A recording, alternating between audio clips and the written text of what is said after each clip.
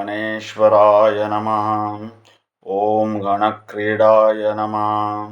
ಓಂ ಗಣನಾಥಾಯ ನಮಃ.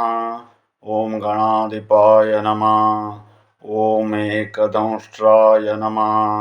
ಓಂ ವಕ್ರತುಂಡಾಯ ನಮಃ. ಓಂ ಗಜವಕ್ತ್ರಾಯ ನಮಃ.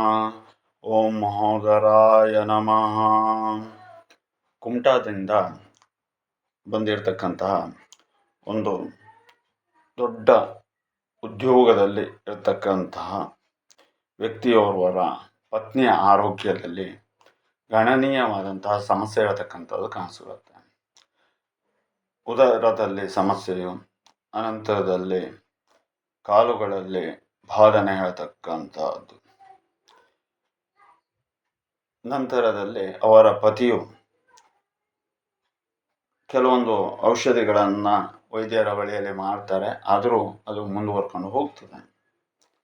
ಕೊನೆಗೆ ನಮ್ಮಲ್ಲಿಗೆ ಬರ್ತಾರೆ, ಬಂದು ವಿಚಾರಿಸಿದವಾಗ ಅದು ವಾತದ ಪ್ರಕೃತಿಗೆ ಹೋಗುವ ಲಕ್ಷಣಾದಿಗಳು ಕಾಣಿಸ್ತಾ ಇದೆ ಮತ್ತು ಹೀಗೆ ಮಾಡಿಕೊಂಡ್ರೆ ಆರಾಮಾಗ್ತದೆ ಅಂತ ಹೇಳೋದಾಗಿ ಹೇಳ್ತೇವೆ. ಅವರು ಅದಕ್ಕೆ ಸರಿಯಾಗಿ ಸ್ಪಂದನೆಯನ್ನು ಕೊಡ್ತಾರೆ.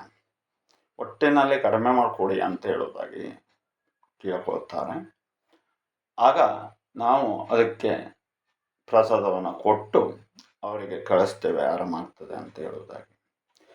ಇದು ಒಂದು ವಾರದ ಹಿಂದೆ ನಡೆದ ಕಥೆ.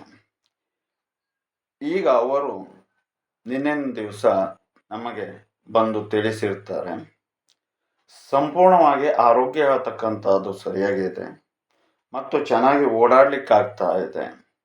ಮತ್ತು ಅಷ್ಟೇ ಅಲ್ಲದೆ ವೈದ್ಯರು ಕೂಡ ನೀವು ಹೇಳಿದ ಹಾಗೇನೆ ವಾತಕ್ಕೆ ಹೋಗತ್ತೆ ಮುಂದೆ, ಹಾಗಾಗಿ ತುಂಬ ಜಾಗ್ರತೆ ಮತ್ತು ಅಷ್ಟೇ ಅಲ್ಲದೆ ಬೇಗ ವಾಸಿಯನ್ನು ಮಾಡಿಕೊಡಿ ಅಂತ ಹೇಳೋದಾಗಿ ಹೇಳಿದರು ಅಂತಕ್ಕಂತಹ ಮಾತನ್ನು ಕೂಡ ಅವರು ಹೇಳ್ತಾರೆ.